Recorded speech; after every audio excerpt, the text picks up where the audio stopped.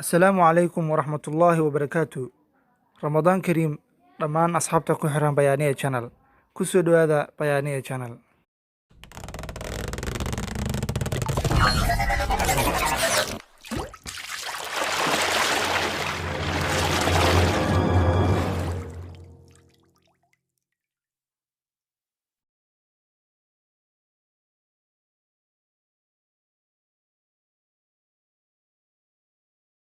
Maanta waxaan ka hadli rabnaa cilmi falaga ama xidigiska, afka qalaadna lagu yiraahdo astronomy, af carabigina cilmi falag.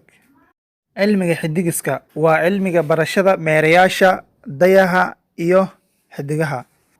Waa qayb ka mid ah sayniska oo si toos ah u sharaxa barashada koonka. Qofka cilmigan aqoonta u leh waxaa la dhahaa xidigisyahan ama astronomer.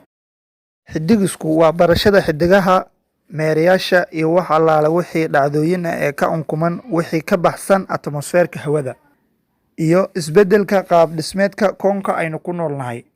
Culuumtaas xidigiska waxaa ka mas-uul ah aqoonyahanadii u hanaqaaday dunida islaamka. Waxaa sugan in islaamka heer aad u sarreeya uu gaarsiiyey waxa maanta ka jira badankii laamaha culuumta sida xisaabta, dawada, juqraafiga, ganacsiga iyo nidaamka beeca, sharciga, abaabulka ciidamada xoogga, falsafadda iyo kuwo kaloo badan.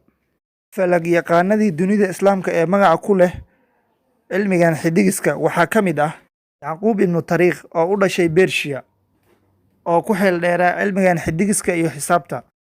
Maxamed ibnu Muusa al-Khawaarizmi oo isna ku xeel dheeraa cilmigan astronomy, xisaabta iyo juqraafiga, waana aabbaha keenay xisaabta aljabra.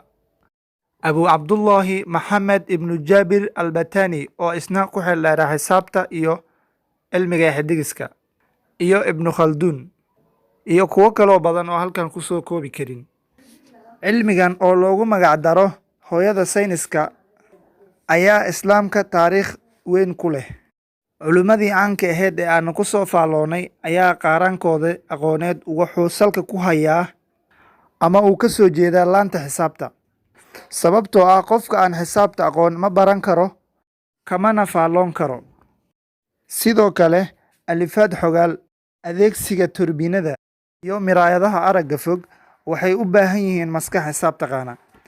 Dayax gacmeedka iyo aaladaha wax cabbira ee loo adeegsada barashada iyo u kuurgalka xidigaha ee guud ahaanba cilmiga xidigiska. Shaki la'aan waxaa maanta ku dheereeya reer galbeedka, balse aqoonta xidigiska waxay bilaabatay gaar ahaan culimmadii islaamka ahaa 2 qarni kadib bilowgii taariikhda hijriga. Inoogu filan in Cabbaas ibnu Farnaas uu ahaa cirbixiyeenihii ugu horreeyay adduunka. Waa sababta ay wakaaladda cirbixiyeenka NASA ay magaciisa ugu maamuuseen dhul ku yaala dayaxa sare. Waad ku mahadsantihiin daawashada muuqaalkan. Fadlan haddii aad ka heshay muuqaalkan, like, share lana wadaag asxaabtaada. Wassalaamu calaykum waraxmatullaahi wabarakaatuh.